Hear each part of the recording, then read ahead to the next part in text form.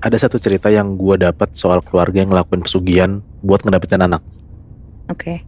Dan hal itu malah berdampak juga ke tetangga mereka tuh. Jadi kayak akhirnya ada tetangga mereka yang ngalamin kejadian mistis gitu. Sebut aja tetangga yang ngalamin kejadian mistis ini namanya Nia.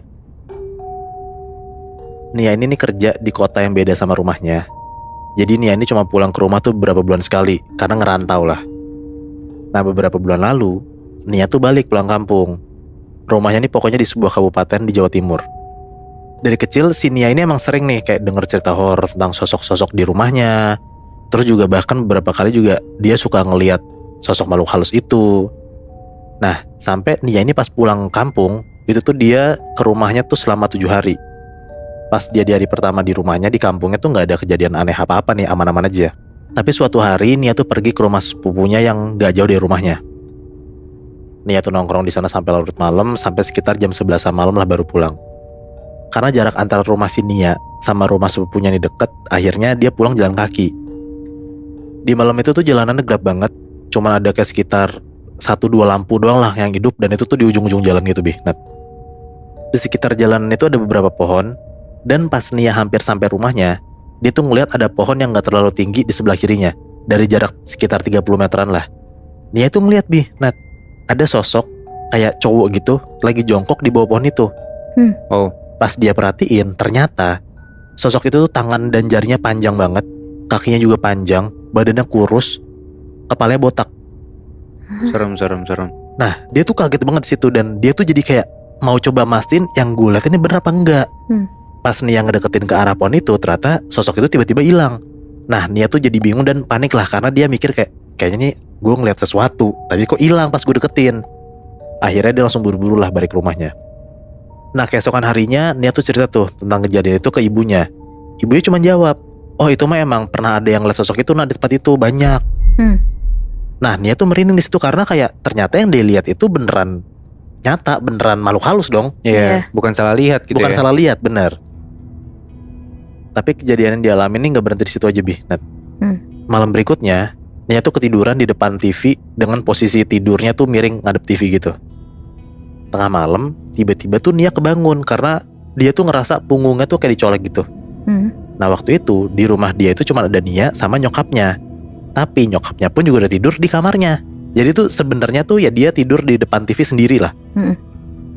Dia ngerasa tangan yang nyolek dia itu kayak tangan kecil, tapi dia maksa tetap tidur karena dia tahu kayak ini pasti ada yang gak beres. Pasti ini bukan orang gitu. Iya mending ditidurin aja gitu ya. Iya, dan untungnya bener dia tidur tuh, bisa ketiduran lagi, lanjut lagi tuh tidurnya. Kebesokan harinya Nia cerita lagi tuh kejadian semalam yang dia rasain ke nyokapnya. Nah akhirnya nyokapnya cerita soal rumor yang beredar di daerah rumah mereka belakangan ini.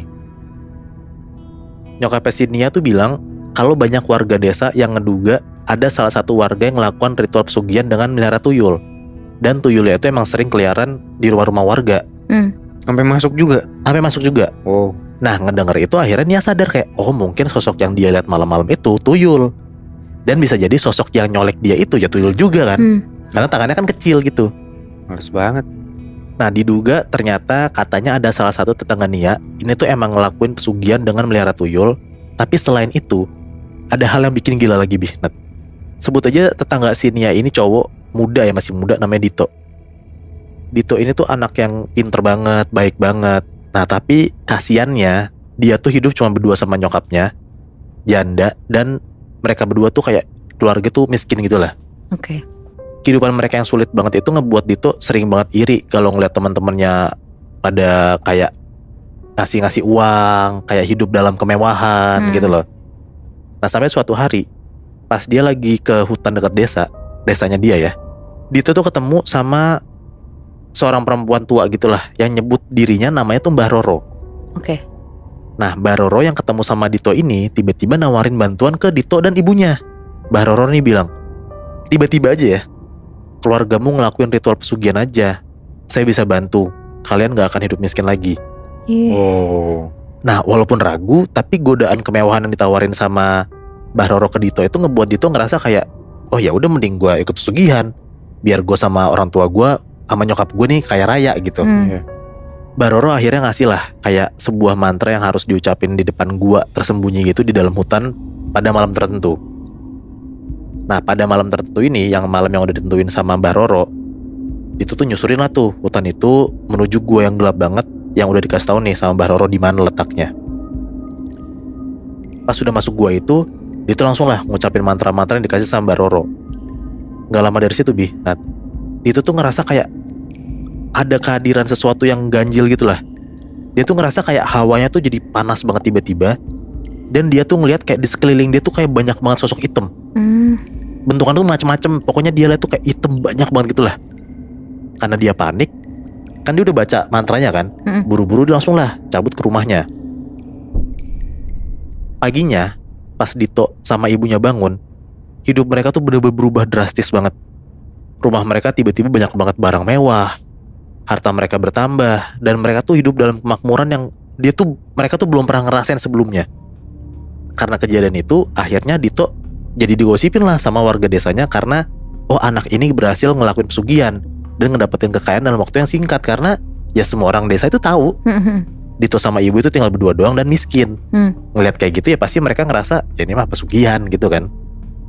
Tapi ternyata kekayaan itu tuh harus dibayar dengan harga yang mahal banget. Jadi kata Mbah Roro, ibunya si Dito sebut aja namanya Ria ya. Karena Ria ini seorang janda, dan kalau mau terus-terusan kaya dan harta itu gak hilang, Ria itu katanya harus bersetubuh sama sosok siluman, biar pesugihannya ini gak memakan tumbal. Nah sosok silumannya ini siluman ular. Pas dengar omongan itu sebenarnya Dito tuh gak berani ngomong sama ibunya. Dia tuh takut, dia deg-degan, tapi ya dia mikir ya gue butuh uang, keluarga gue juga butuh uang. Tetap ngelakuin lah dia kan, makanya dia bisa kaya nih. Tapi nyokapnya nggak tahu kalau dia tuh harus bersetubuh sama ular. Wow. Nah singkat cerita, ibunya Dito tuh nikah lagi, dan ayah tirinya ini juga tahu soal pesugihan Dito sama ibunya. Ada di satu malam, Ria, ibunya si Dito ini mimpi pas lagi tidur ya.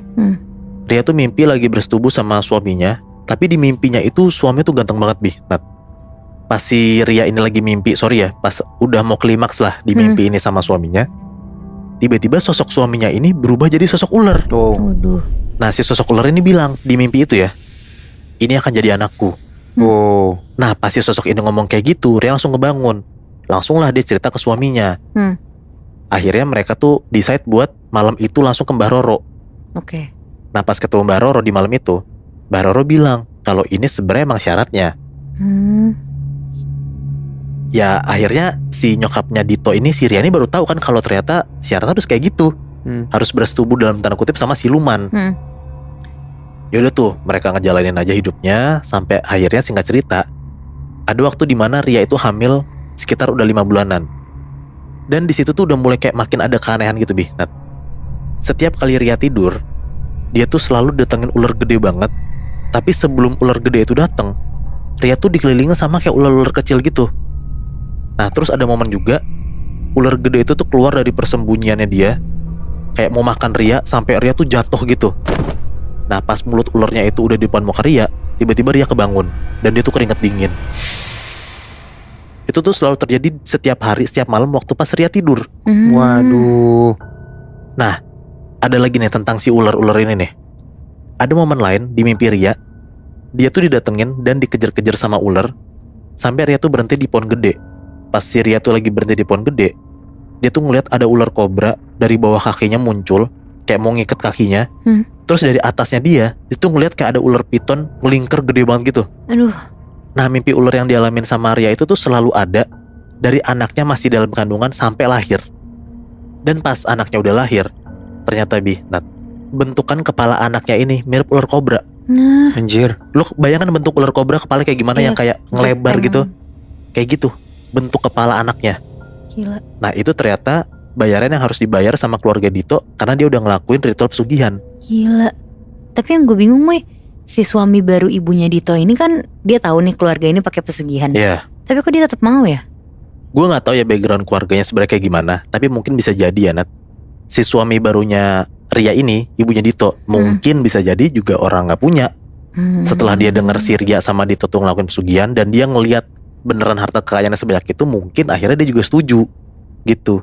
Gue sangat amat penasaran sih, anak hasil dari pesugihan ini yang bentuknya kayak ular kobra tuh sebener-benernya kayak gimana ya? Gue juga penasaran banget sebenarnya, Bi.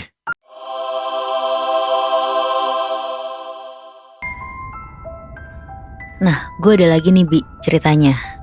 Kejadian ini tuh terjadi beberapa puluh tahun yang lalu. Waktu itu ada anak kelas 5 SD, kita sebut aja namanya Rizky. Dia tinggal di kampung kecil di daerah Jawa Tengah. Nah, di kampung itu katanya tuh sering ada penampakan makhluk gaib. Salah satunya si genderuwo ini nih. Jadi si genderuwo ini tuh sering berubah-ubah wujud jadi sosok manusia. Nah, katanya si genderuwo ini tuh pernah berubah wujud jadi sosok bapaknya Rizky ini. Buset. Jadi bapaknya itu tuh waktu itu harus pergi untuk dinas di luar kota yang lumayan lama lah. Kira-kira tuh 2 mingguan lebih. Rizky yang masih kelas 5 SD di situ ditemenin sama ibunya doang. Nah, malam-malam ibunya tuh kebangun karena ngedenger ada suara aneh gitu lah dari dalam rumahnya. Suaranya tuh kayak suara angin kenceng gitu. Dan di situ dia tuh juga denger lah samar-samar ada suara suaminya. Tapi ibunya ini tuh bingung banget kan karena suaminya tuh lagi pergi keluar kota dinas. Di situ dia mikir tuh, apa tiba-tiba proyeknya selesai lebih cepat ya, jadi pulang lebih awal. Akhirnya ibunya pelan-pelan lah keluar dari kamar dan nyoba meriksa setiap sudut rumahnya. Tapi ternyata ibunya ini nggak nemuin apa-apa, bahkan suaminya tuh juga nggak ada. Akhirnya ya udahlah, ibunya Rizky balik lagi tuh ke kamar buat nyoba tidur lagi. Walaupun sebenarnya dia tuh masih kepikiran banget karena ngedenger suara suaminya tadi kan. Tapi dia nggak mau ngambil pusing lah. Akhirnya singkat cerita Muebi, ada satu malam, sekitar jam 1 malam, ibunya ini tuh ngedenger ada yang ngetok-ngetok jendela kamarnya. Sampai ibunya ini tuh kebangun. Nah, pas dia buka mata dan mau jalan ke arah jendela kamarnya, pas dia ngeliat ke jendela, ternyata ada sosok bayangan yang mirip banget sama suaminya di depan pintu rumah.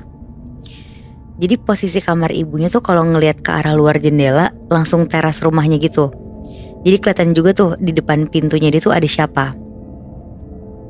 Nah, akhirnya ibunya di situ tuh langsung bangun terus buka pintu depannya kan. Terus benar, ternyata itu tuh ada suaminya Muebi. Langsung masuklah dan suaminya ini nanya, "Rizky mana?" Ibunya ngejawab, "Rizky udah tidur." Terus di situ tanpa basa-basi, bapaknya Rizky ini tuh langsung narik ibunya tuh ke dalam kamar mereka. Dan langsung lah di situ mereka berhubungan suami istri. Terus nggak sampai situ aja tuh. Setelah mereka berdua selesai, suami itu langsung bilang, "Saya harus pergi." Dan tanpa ngomong apapun, suaminya langsung pergi gitu aja. Oh, Aneh banget. Nah, di situ ibunya Rizky tuh bener-bener bingung tuh sama suaminya yang aneh banget kan gelagatnya. Dan pergi kemana di tengah malam pun dia juga nggak tahu tuh. Tapi kalian tahu nggak?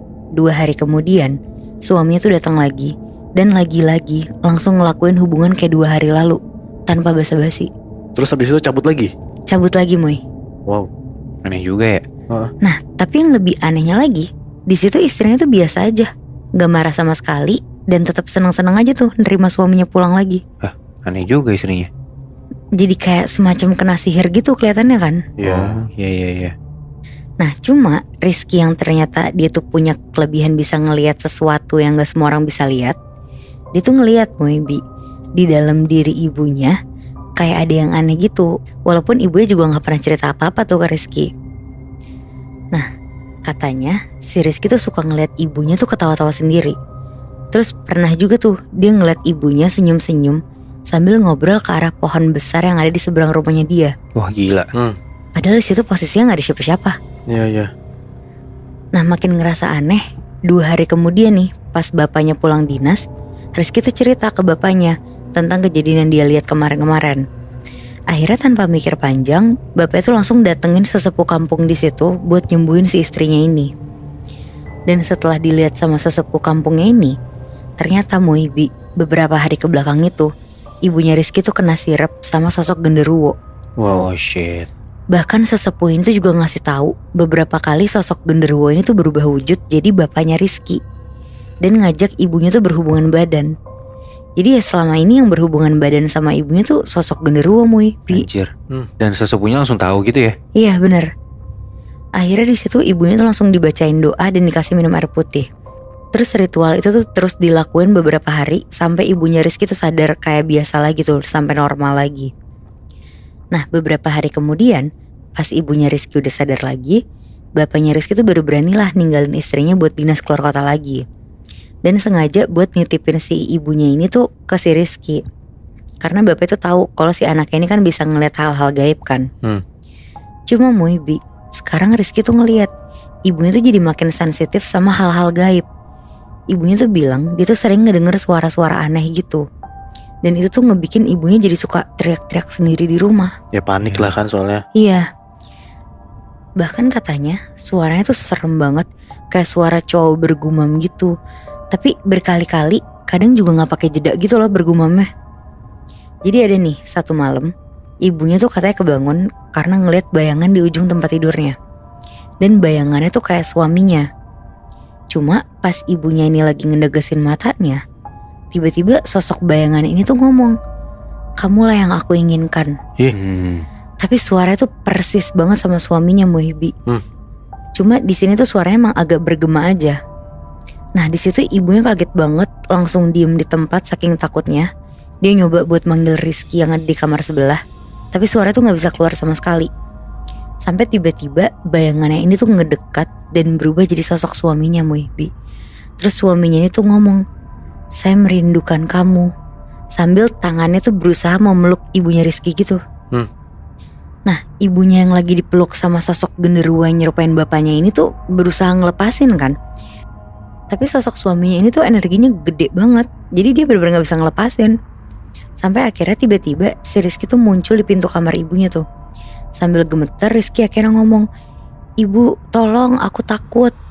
Di situ ibunya kaget banget dan sosok suaminya ini tuh langsung ngilang gitu aja. Dan setelah kejadian itu, Rizky sama ibu itu langsung baca-baca doa biar sosok genderuwo itu tuh gak datang lagi. Nah singkat cerita, pas kandungan ibunya Rizky udah lumayan gede Muhibbi, sekitar jam 1 malam, ibunya Rizky ini tuh mimpi. Dia lagi tiduran, terus didatengin sosok suaminya yang bawa pisau dapur. Dan langsung ngerobek perut ibunya Rizky yang lumayan gede. Di mimpi itu ibunya gak bisa apa-apa. Terus sosok suaminya ini tuh langsung ngambil janin yang ada di perutnya. Sambil darahnya tuh muncrat-muncrat kemana-mana gitu loh. Aduh gila banget. Sampai ibunya ini tuh langsung kebangun. Terus dia ngos-ngosan gitu sambil megangin perutnya.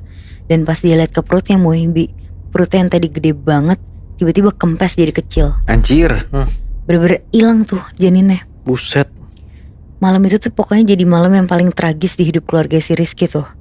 Dan akhirnya singkat cerita 7 tahun kemudian pas Rizky udah SMA, di satu malam pas lagi hujan deras, Rizky yang udah masuk kelas 3 SMA tuh ngedenger ada suara aneh di luar jendela kamarnya dia. Suara itu tuh kayak suara tangisan bayi. Nah meskipun si Rizky ini lumayan takut, dia ngerasa iba lah dan akhirnya mutusin untuk keluar nyari sumber suara itu. Akhirnya Rizky ngeberaniin diri lah untuk keluar rumah. Dan pas dia keluar rumah, dia ngeliat ada sosok bayangan yang lagi nangis di bawah pohon besar yang tua itu. Nah akhirnya si Rizky langsung ngedeketin sosok itu kan. Dan pas bayangan itu nengok ke arahnya si Rizky kaget banget Muhibbi. Dia tuh ngeliat kalau itu tuh bukan bayi yang lagi nangis, tapi ada anak perempuan kecil sekitar umur 5 tahunan lah, yang kelihatan pucat sama lemah. Rizky kaget banget Muhibbi ngelihat kalau itu tuh bukan bayi yang nangis, tapi anak kecil perempuan yang kelihatan pucat banget terus kayak lemah gitu. Terus anak kecil itu ngomong, "Aku tersesat, aku nggak bisa nemuin jalan pulang." Di situ Rizky tuh ngerasa kasihan banget lah sama si anak kecil ini. Tanpa mikir panjang dia nawarin lah buat ngajak anak kecil itu pulang ke rumahnya dia. Tapi ditolak tuh sama si anak kecil itu. "Aku gak bisa pulang ke tempat itu. Aku bukan manusia biasa, aku anak dari genderuwo." Wah gila. Sakit anjir.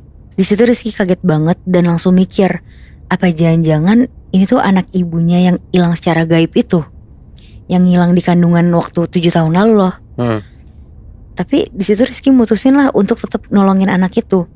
Dia ngebawa anak genderuwo itu masuk ke rumahnya.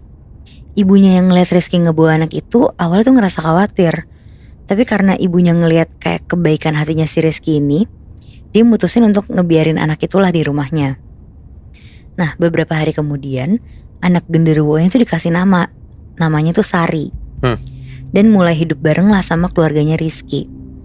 Meskipun awalnya tuh dihindari banget lah sama sebagian besar penduduk desa, karena mereka tuh tahu lah kalau ini tuh sebenarnya anak genderuwo.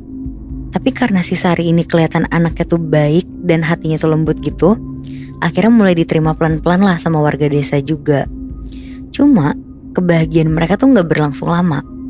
Ada satu malam Bi, pas lagi hujan deras, Sari tuh tiba-tiba hilang. Nah Rizky dan keluarga tuh nyari-nyari kemanapun, tapi gak ketemu tuh si Sari. Dan di situ Rizky tuh ngedenger ada suara lembut yang manggil-manggil namanya dari luar rumah. Di situ tuh Rizky ngedenger ada suara yang ngomong, aku gak bisa tinggal di dunia manusia, tapi aku selalu bakal nginget kebaikan kamu. Makasih ya udah ngasih aku tempat untuk berteduh. Anjir. Dan dari situ Sari bener-bener hilang selamanya. Gila banget sih. Anak genderuwo Moy. Tapi satu yang gue bingung Nat, sebenarnya kenapa si genderuwo ini tuh kayak nargetin si ibunya Rizky ya buat jadi ya tumbalnya buat dibegituin gitu. Nah gue juga kurang tahu sih Moy. Tapi yang gue bilang tadi di awal cerita, kan emang desanya mereka tuh terkenal sama makhluk gaib kan. Jadi mungkin gak cuma ibunya Rizky kali yang ditumbalin, Oh. tapi bisa aja ada penduduk lain, cuma kita kan gak tahu ya. Anjir kalau beneran kayak gitu gila sih.